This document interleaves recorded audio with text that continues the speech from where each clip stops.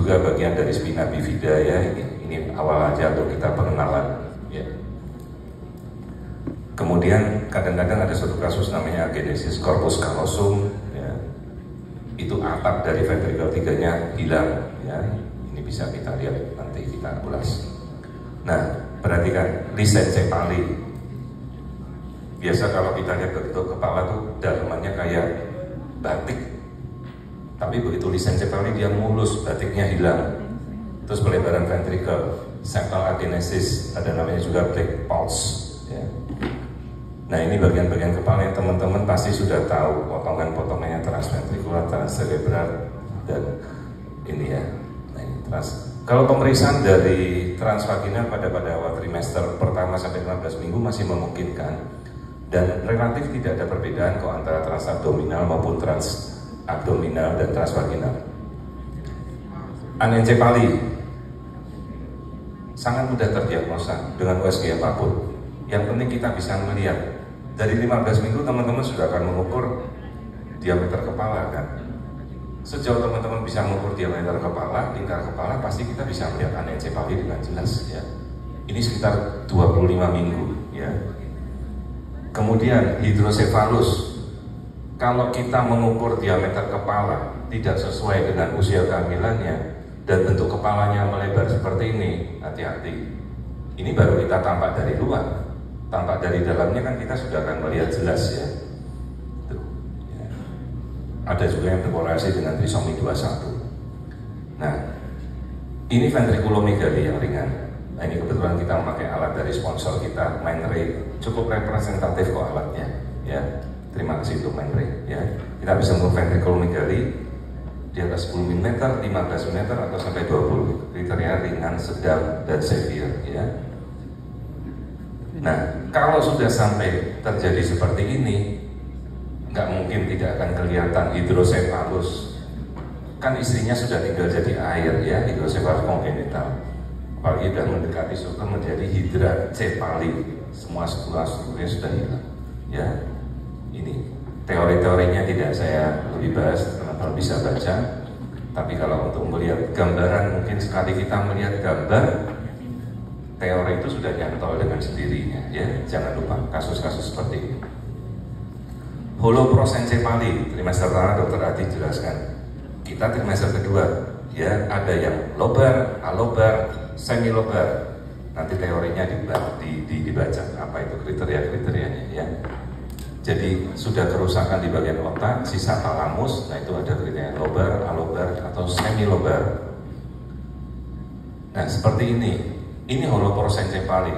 Ini mestinya tipenya alobar, tinggal sisa puntung talamus saja ya, kepalanya membesar. Ini kasus ini lolos ya. Padahal di gambar pasiennya itu main USG 3 dimensi oleh dokternya. Tapi dengan gambar seperti ini aja, ini masih lolos. Terus pasien nggak tahu kenapa dia, oh ya, saya juga ada banyak kasus yang saya upload di YouTube, di nama saya tanpa gelar, teman-teman bisa lihat kok ya. Banyak sekali kasus-kasus yang bisa untuk kita pembelajaran, kasus-kasus kita sendiri ya, bukan kasus-kasus impor. Ini kasus-kasus kita. Mikrocephaly, apa definisinya? Teman-teman ukur diameter biparietal. Loh, kok standarnya 2 standar deviasi di bawah atau di bawah 10% dari standar usia kehamilannya. Kepalanya kok kecil, kelihatan menciut. Itu namanya microcephaly. Kaitannya dulu mungkin ada infeksi COVID lah, dulu ada infeksi Zika lah, ya banyak sekali. Toxoplasma juga bisa. Ya, jadi kepala lebih kecil. Dan gambarannya khas kok, karakteristiknya jelas ya. Kalau kita sudah biasa mengukur BPD pasti kita tahu. Kemudian urutan-urutan anomali yang lain pada bagian tulang belakang ya, mulai spina bifida, myelosis, cystic, sacrococcygeal kita akan coba lihat. Mulai dari struktur open spina bifida, ini bagian yang dulu namanya intracranial translucency, brainstem ya. Ini kalau teman-teman mulai mencoba untuk masuk ke media, coba yuk kita pelajari ini ya. Nah, spina bifida gambarannya ini penyet, ini bagian-bagian talamusnya ini. Terus ada Lehmann sign, terus ada bayangan juga spina bifida ini pecah tulang belakangnya ya. Ini gambaran open spina bifida. Nah, kalau kita mengamati dengan WC standar konvensional, ayo kita lihat sama-sama tulang belakangnya. Coba lihat bagian ujung, kelengkungan, bentuknya seperti rel kereta. Sampai ke ujung kok ada yang jendol begini. Ya, ternyata ini bagian yang kita namakan spina bifida. Ada spina bifida aperta, ada spina bifida occulta. Kalau masih ada strukturnya tertutup, relatif aman. Tapi kalau ini sudah pecah, hati-hati terekspos oleh paparan air ketuban, maka syaraf di dalamnya akan rusak, prognosisnya lebih jelek. Ya, kondisinya seperti itu. Jadi diingat kalau kita melihat tulang belakang, kok ada bagian yang jendol, jangan-jangan itu spina bifida. Oke, selanjutnya bagian wajah.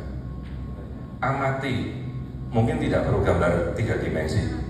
Standar saja kita lihat bibir, tahu-tahu seperti ini, ya. Kok ada bentuknya kok tidak mulus, di belakang ini kok seperti ada celah. Ya ini kan gambar statik standar biasa 2 dimensi. Oh begitu kita lihat ternyata ini spina bifida, ya cleft lip. Terus sampai ke dalamnya berapa dalamnya kita coba telusuri masuk, ya.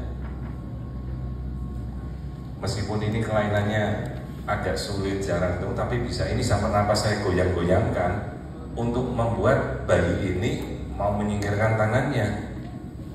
Jadi kan tidak selalu kita datang tampilannya bayinya yang mau menyediakan wajah dengan nyaman gitu. Harus dia yang ngajakin kerjasama dengan pemeriksa. Nah, tahu-tahu kita lihat, aduh gambarnya masih seperti ini, tidak terlalu memuaskan. Nah, kita goyang lagi, ya. Jadi ini kasus-kasus seperti ini spina bifida, teman-teman jangan sampai lolos juga, ya. Paling tidak pada minggu-minggu seperti ini bisa terlihat dengan normal. Nah, trisomi 21, dok, bisa nggak sih dari wajah kita melihat trisomi 21? Bisa. Perhatikan ini palpebranya, karakteristiknya lumayan jelas. Terus ada jendol di jidatnya ini, edem.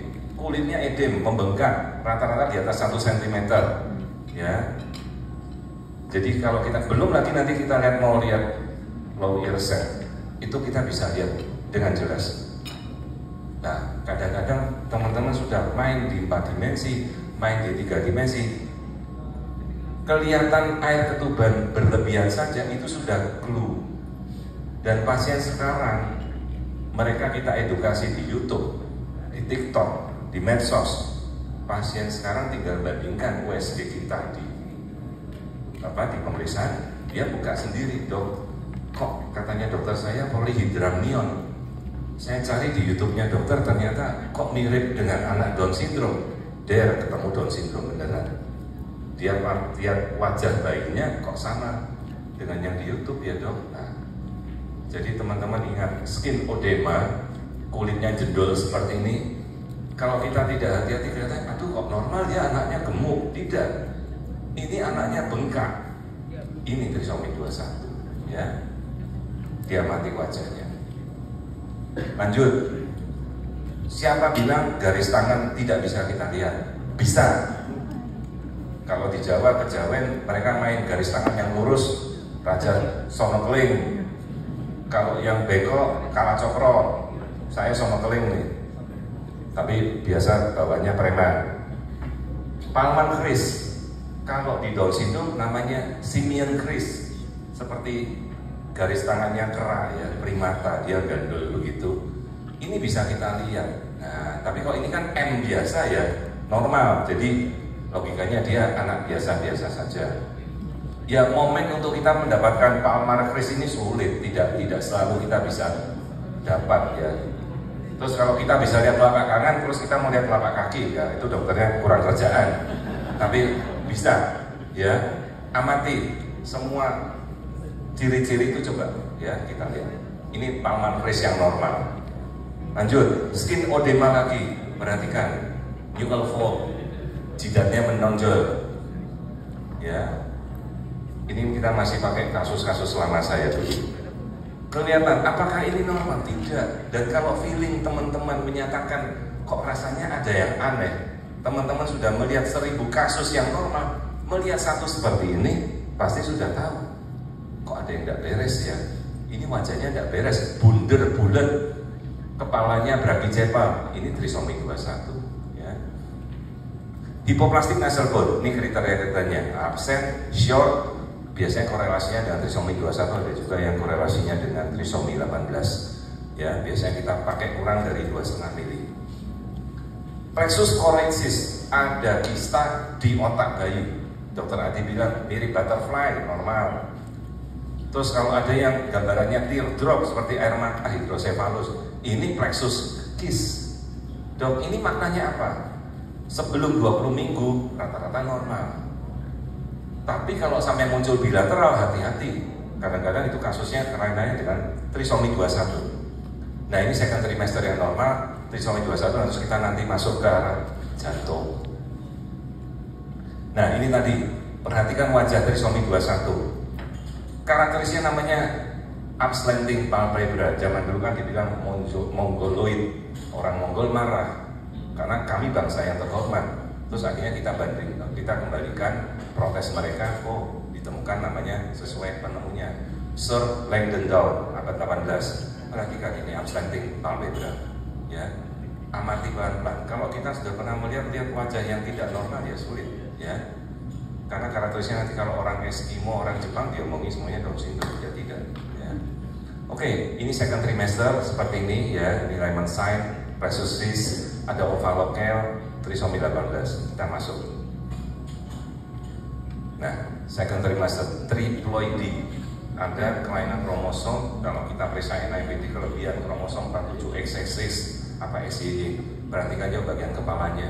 Ini kepalanya seolah-olah kita belah ya, otaknya kosong. Nah, ini holoprosencephaly ya, ini bagian kepala. Ini juga kasus yang sebenarnya lolos, padahal diperiksa oleh SPOG-nya 4 dimensi, di gambarnya kelainan tidak diketahui ya, hati-hati. Hydrophysalis, 2 kompartemen dari tubuh bayi bengkak semua. Ascites fetalis di depan dalam perutnya. Infeksi virus bisa macam-macam. Jadi kalau teman-teman sudah melihat seperti ini jelas sekali ya ascites. Gak bakal keliru lah melihat seperti ini ya. Livernya kok bisa sampai melayang di dalam cairan. Ligamentum teres hepatis ya, kalau masih ada khususnya. Ya seperti ini. Gak mungkin keliru lah kalau melihat ascites ya. Nah, terapinya baru kita sesuaikan, kita sering cari faktor-faktor penyebabnya. Apa kita mau perbaiki proteinnya, hipoproteinnya, apa kita mau sedot, itu terapi yang nanti invasif ya, di hydrophysalis. Kemudian kita masuk ke wajah. Ayo ingat-ingat gambar-gambar ini, tulang-tulang coba dihafalkan. Nah, ini nuchal thickness, nanti ada intracranial translucency, coba tidak cuma nasal bone. Coba lihat yuk bone-bone yang lain dilihat. Ada palatum ya, ada yang lain-lain ini coba diamati ya. Nah, bentuk-bentuk wajah ini trimester pertama, peralihan trimester 2. Ada yang keluar meningocele bagian kepala front, kemudian ini scapulocephaly bentuknya penyet, ini holoprosencephaly ya, ini tumor mandibula atau tumor mandibula, macam-macam bentuknya. Nah, ini ada juga tanda maxillary cleft atau ada facial cleft atau microtia, nanti kita coba lihat ya. Ini tanda standar untuk fetal face, potongan-potongan yang teman-teman harus sudah tahu. Ini kita bisa lihat. Ya, ini banyak sekali bentuk-bentuk wajah ya yang kita aneh-aneh. Nah, bentuk wajah standar, potongan bagian longitudinal, lihat nasal bone, lihat bentuk scalp edemnya ada tidak, bentuk lihat wajah, dagu, semuanya kita ada. Ini pemeriksaan standar ya. Ini dulu masa saya masih tugas di Tangerang, saya di rumah sakit pendidikan. Terus kita lihat, nah bedanya dengan trisomi 21, ini masih potongannya sama dengan potongan yang normal. Mana? Tulang hidungnya absen. Sekali teman-teman sudah biasa mengukur tulang hidung, jangan sampai lupa, lihat dong tulang hidungnya, nggak ada. Ini tidak normal. Jangan merasa kalau feeling kita sudah rasanya nggak enak, oh nggak apa-apa bu, tenang saja, coba dikonsulkan ya. Ini bentuk-bentuk sindrom, ini yang bentuknya namanya apert, ini trisomi 21 ya.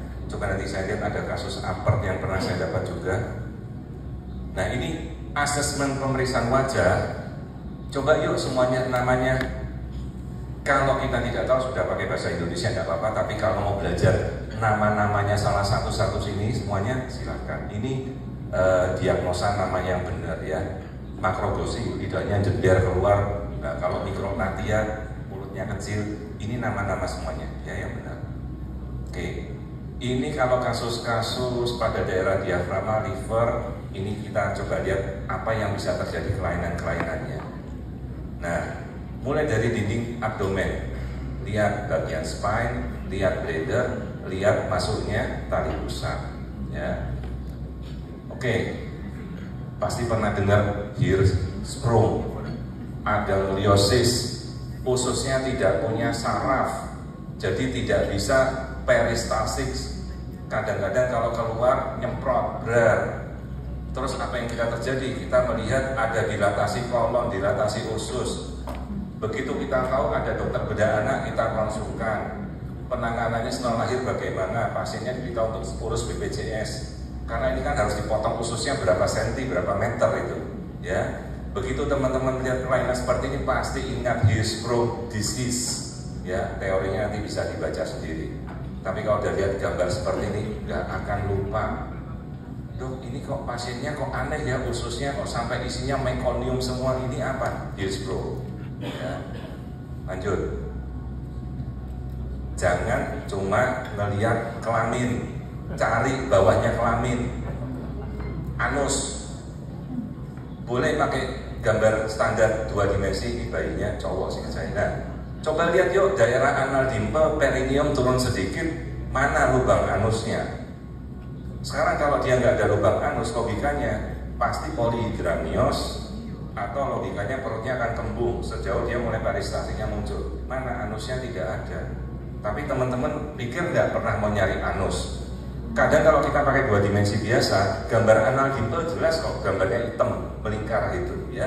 Turunkan dikit atresia nih, ya. Oh selamat bu, bayinya laki-laki, nggak punya anus, bodong. Lanjut. Nah sekarang echogenic bubble, pasti pernah lihat. Gambarnya digelapkan dikit, naikkan kontrasnya setara dengan tulang. Echogenic bubble, tadi dokter Adi jelaskan trisomi 21. Nah ini sekarang echogenic bubble. Ternyata memang korelasinya dengan yang lain, trisomi 21, Down syndrome. Ya, coba diingat. Kenapa sih kok jadi echogenic? Perdarahan usus bisa atau necrotic enterocolitis. Ya, itu kondisinya. Darahnya tertelan ke dalam, biasanya ada perdarahan pada awal-awal trimester. Lanjut. Nah, polihidramnios. Ayo kalau kita melihat ketuban, ketubannya normal bu, banyak, cukup. Begitu kita yakin, kita ngukur kok rasanya nggak enak ya, ketubannya berlebihan. Antara pasien mungkin dengan pasien ibu diabetes, atau dia atresia oesophagus, mana lambungnya? Nggak ada, ini trisomi 21. Ya.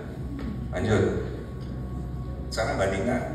Kalau teman-teman sudah biasa melihat normal esofagus, begitu lihat tenggorokan, nyambung ke dalam, urutkan ke lambung. Ini terputus, gak ada isinya. Ini esophageal atresia pada potongan longitudinal ya. Ya, jadi seperti itu. Terus di dalam sini ada seperti kantong, jadi tersumbat. Di sini ada pouch, gak bisa lanjut. Ini normal. Ya, ini esophageal atresia. Tapi paling gampang cari aja lambung. Lambung dalam 15 menit pemeriksaan dia harus sudah terisi. Oke, ingat seperti gambaran telepon zaman dulu, ganggang telepon.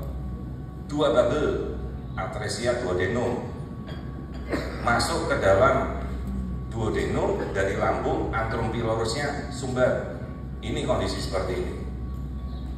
Oke, bedah anak itu urusan belakangan. Masalahnya biasa korelasinya dengan polihidramnion, ketemunya seperti double bubble, trisomi 21 paling sering. Ya, polihidramnion, selalu diingat. Oke, sekarang kita masuk ke daerah dinding depan perut. Nah, omfalokel. Ini yang omfalokelnya agak nggak enak ya, sampai cenderung lepas. Tapi ini masih omfalokel, terbungkus oleh sakus. Di dalamnya ada usus. Biasa juga seperti hernia umbilicus. Nah, kalau sampai ini pecah jadinya gastrocisis. Ya, ini omfalokel. Omfalokelnya kecil. Tapi kalau omfalokel kecil seperti ini, justru korelasinya dengan trisomi lebih besar dibandingkan dengan omfalokel yang besar. Nah, begitu dia pecah, jadilah seperti ini. Hati-hati, ini bukan tali pusat ya. Ini usus. Kalau tali pusat kan dia ada denyutnya, kita nyalakan Doppler. Ini tidak ada, ini usus, terburai keluar. Ini namanya gastrocystis. Tapi umumnya gastrocystis aman, nggak ada hubungan dengan kelainan genetik. Nah, sekarang single umbilical artery. Ayo paling gampang kita lihat pada level bladder. Oke, tambah dikit sebentar dari masing. Nah, maka kita akan lihat single umbilical artery seperti ini, ya. Korelasinya biasanya dengan trisomi 21 atau trisomi 18. Nah, sekarang bagian kidney dan bagian panggul pelvis. Hidronefrosis, teman-teman bisa lihat deh, membesar seperti ini, bilateral. Ukur diameter antara posterior, umumnya korelasinya hidronefrosis dengan trisomi 21, ya. Kemudian Potter syndrome, polikistik kidney, air ketubannya tidak ada, pasti anhidramnion, dia tidak bisa memproduksi. Ada Potter tipe 1, tipe 2, tipe 3. Nah ini, polikistik ini bilateral, sudah, ini letal. Ini kasus letal, ingat, Potter syndrome. Ya, seperti itu, polikistik kidney. Kemudian, urinary tract obstruction. Lower urinary tract obstruction, biasanya kelaminnya laki-laki, tidak ada hubungan dengan trisomi. Sumbatannya di bagian ujung uretra. Masalahnya kita nggak bisa nyunat dia dalam kandungan. Mau pasang pigtail boleh, tapi biasanya lepas. Prognosisnya cukup jelek, kenapa? Gagal ginjal, ginjalnya sudah rusak, atau bladdernya pecah. Begitu bladder pecah, selesai. Ya. Kemudian hipospadia. Tolong kalau teman-teman mendapat pasien yang sekarang gaya-gaya minta gender reveal, saya nggak mau ngurusin. Boleh Bu, Anda mau tahu gender reveal, urus sendiri, tapi saya tetap wajib cek kelaminnya. Jangan dibilang, oh dok saya nggak mau tahu kelaminnya, nanti saja dok, dokter tulis keras. Jangan cari saya Bu. Oh Bu, kelamin Anda normal, tapi kalau Anda tidak mau tahu, tidak apa-apa. Yang jelas kelamin saya sudah lihat. Jangan datang ke 32 minggu, datang ke Anda. Dok, kelaminnya apa dok? Aduh Bu, kelaminnya apa ya Bu ya? Coba lihat, ini kelaminnya apa? Penis? Atau klitoris mega? Sementara di bawahnya membelah. Ini kasus hipospadia. Iya, kasus seperti ini kita harus analisa genetikanya. Bisa jadi Jacob syndrome XXY atau Klinefelter XYY atau yang lain. Masalahnya kalau ini nanti kita harus rekonstruksi, kita tidak cek kelamin, ternyata dia punya testisnya nyantol di dalam, kita buang, kita ngebiri bayinya. Tapi kalau ini bayinya perempuan secara genetika, kita biarkan testis jadi karsinoma testis. Ini kasus hipospadia. Jadi tolong teman-teman apabila ada pasien yang mau gender reveal, silahkan kita hormati, tapi wajib kelamin kita lihat. Jangan sampai kelamin seperti ini nggak jelas, kasihan bayi ya. Tulip side istilahnya, seperti bunga tulip membelah ya, mikropenis, testisnya adensensus. Nah kemudian bagian rongga dada kita cari satu-satu, ini potongan normal bagian jantung. Kemudian kadang-kadang kardiomegali. Kardiomegali batas jantung adalah sekitar 50%, 30-50%. Di atas itu 70-80%, apalagi menguasai seluruh rongga jantung, kardiomegali. Dilihat struktur-strukturnya apa saja. Oke, diafragmatik. Diafragmatik hernia. Rongga jantung terdesak mau ke kiri atau kanan, tapi yang jelas biasanya ke kanan. Kenapa? Lambung kan ada di kiri. Naik dia ke atas rongga toraks. Bisa usus, bisa liver. Tergantung kasusnya. Ini diafragmatik hernia. Perhatikan, jantungnya ke kanan, lambungnya naik ke kiri. Kalau teman-teman sudah sering melihat jantung selalu ada di tengah-tengah karena diapit paru-paru, begitu kita melihat, apa ini kok jantungnya minggir, kok ada lambung di atas, hati-hati, kongenital diafragma hernia. Nah kemudian kita lanjutkan lagi bagian jantung, kelainan-kelainannya, ayo ini agak cukup sulit. Pemeriksaan Doppler biasa, lihat 4 chamber view. Teman-teman lihat 4 chamber, 80% kelainan jantung kita sudah atasi. Oke, dokter Adi tadi bilang ekokardiak lupus ini normal, pengapuran pada muskulus papilaris, tapi tolong menjadi soft marker. Lihat kelainan yang lain ada nggak ke arah sindroma Down. Jadi kalau ada golf ball atau ekogenic fokus, ayo dilihat kelainan lain, tapi nggak usah ditakut-takutin. AVSD, komplit AVSD, lihat mana komplitnya septum ini, nah ini hilang, ventrikelnya nggak ada, jadi satu uni ventrikel, ini mana atriumnya, nggak ada scar. Kalau melihat seperti ini dengan kita biasa melihat 4 chamber, ini nggak mungkin lolos ya mas, pasti ya mbak, akan kita lihat. Jangan sampai kita sudah sampai USG Madya, kita nggak bisa melihat kasus AVSD. Lanjut, ini AVSD juga, ya, ini kasus-kasus dulu juga. Lihat sekatnya, perbesar, pakai satu layar ini, jangan layarnya kecil-kecil, kita zoom, pasti kita bisa lihat kok AVSD. Lanjut, ini juga kalau kita mau lihat Doppler, nih, Doppler yang bercampur aduk di sini, ya. Sambil nanti begitu selesai kita konsulkan dokter pediatrik kardiologi. Yuk kita masuk ke tulang-tulang. Tolong nama-nama mungkin bisa dipelajari, sekedar just to know. Dok, tangannya buntung. Bingung saya, namanya apa sih tangannya buntung? Buntung di ujung, buntung di tengah, buntung di pangkal. Dok, kakinya buntung. Buntung mana? Buntung tibia, buntung fibula atau apa? Ayo kita belajar. Ada istilahnya fetal skeleton, ada axial skeleton, kemudian ada appendicular skeleton. Nama-namanya ada riso, meso, acromelia, ada tulang yang bengkok atau bending atau patah, ya. Ini nama-nama. Nah, ini standar untuk melihat penulangan, pasti sudah tahu, ya. Oke, kita mulai. Kepala, amati mulai dari depan. Bentuk kepala tuh lonjong, bukan bundar-bundar atau round face. Kalau sampai brachycephalon, hati-hati trisomi 21 ya. Diameternya pelipis di parietal lebih gede daripada occipito frontal. Ya, biasanya anti-Bixter syndrome sama trisomi 21. Nah, seperti ini. Mikrocephalon tadi kita udah bahas, kurang dari 2 standar deviasi. Nih, jendol seperti ini ya. Dia mati. Kemudian ini dolichocephalon, bentuknya lonjong, karakteristiknya biasa pada bayi-bayi IUGR, posisi sungsang, cepet dia. Tapi umumnya ini normal, ya. Biasa kasus-kasus oligo, IUGR dia dolichocephalon, kepalanya jadi lonjong.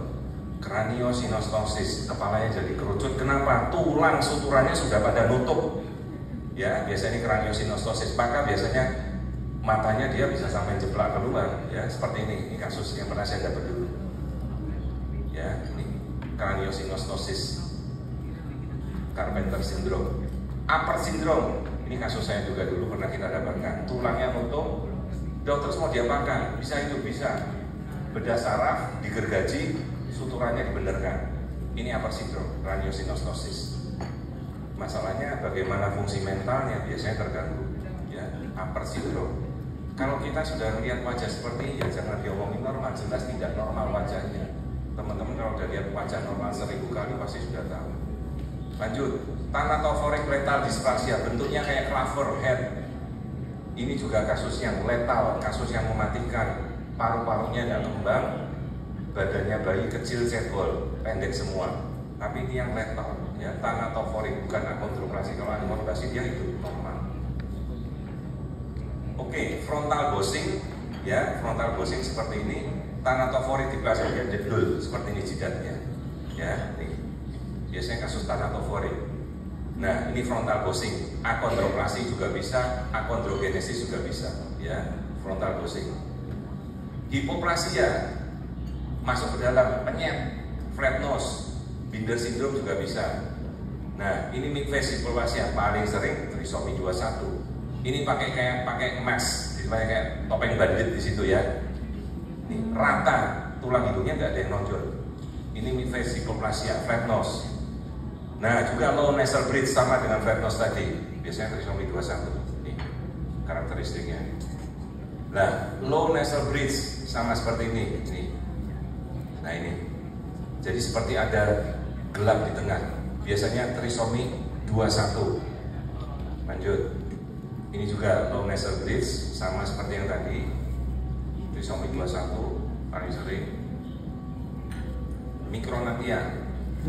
Lihat paruhnya, lihat dagunya, maksilanya, mandibulanya masuk ke dalam penyet. Nah, seperti ini. Biasanya kasusnya dengan trisomi 18. ya seperti ini. Juga lihat telinganya dia melorot ke bawah. Nah ini kasus-kasus benar. Ini kasus mikronatia, ya seperti ini.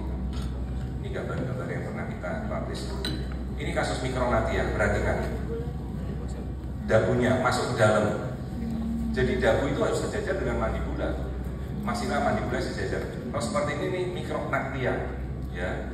Karakteristiknya biasanya trisomi 18, boleh diajukan NIPT.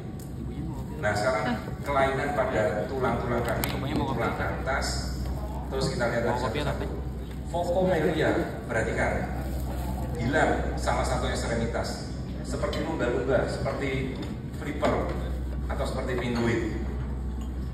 Terus amelia, maksudnya seperti ini. Kalau punya anak jangan kasih nama amelia. A artinya tidak ada, melia, hilang semuanya, persis kayak bola bowling, bukan bolanya. Sasaran bola bowling, ya seperti ini. Oke, ini amelia. Mungkin saya agak lupa namanya focomelia amelia. Perhatikan seperti flipper. Kalau amelia sama sekali tidak, ini mestinya focomelia karena masih ada tangannya.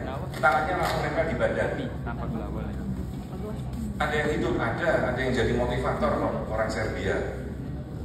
Ya masalahnya ya pada kasihan ya. Oke seperti ini. Kemudian hemimelia, buntung, dok tangannya buntung, iya namanya apa? Hemi, separuh, absen, melia, seperti ini, ya buntung. Kemudian ada isinya intercalary hemimelia, salah satu ruas radius atau urnanya hilang. Teman-teman mau lihat nggak radiusnya? Padahal utuh tangannya, oh ternyata nggak punya radius, salah satu. Ini salah satu, ya intercalary, bisa radius atau ulna. Radial aplasia hilang, biasanya dia bending, tangannya bengkok. Clubfoot, oh ternyata satu tangannya hilang, nggak punya radius, ya seperti itu. Nah, bedakan antara bowing sama bending. Ini bowing, ini bending. Bowing masih melengkung, ini sudah angle, ya. Nah, ini bowing femur, biasa kasusnya osteochondrodysplasia atau osteochondrosis, osteogenesis imperfecta. Kenapa? Kelainan dari faktor fibroblast atau faktor 3. Ya, ini tulangnya bengkok dan pendek seperti ini ya. Nah ini, ya bowing femur. Ini juga kasus-kasus zaman saya masih di RSU. Kasus-kasus di Tangerang banyak yang aneh-aneh mungkin karena pabrik di sana. Oke, masuk ke kaki. Ayo, polydactyly. Pasti udah tahu ya, polydactyly ada salah satu suku yang punya 6 jari semua. Ada kok di daerah Sumatera. Nih, dihitung kalau semua. Kadang-kadang saya nggak mau ngitung, kalau sudah melihat tangannya bagus saya nggak sampai ngitung sampai ke jari-jari kok.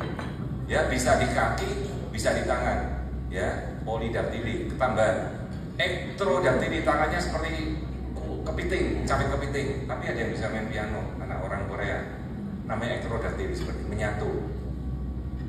Split hand, seperti tangannya Star Trek, si Mr. Spock. Nah ini tangannya seperti ini. Split hand. Kemudian brachydactyly, tangannya bocel, kecil, pendek. Ya, tapi nggak sampailah kita mau lihat sampai tangan pendek-pendek begini. Ya. Camptodactyly dan clinodactyly, tangannya memendek terus hilang. Nih seperti ini, ya memengkok. Ada namanya camptodactyly, terlalu spesifik deh. Nah ini clinodactyly seperti ini. Kalau di ronsen baru kelihatan, tangannya membengkok. Oligo, tangannya hilang satu jarinya. Oligodactyly. Nah hilang, harusnya jari telunjuk, jarinya nggak ada.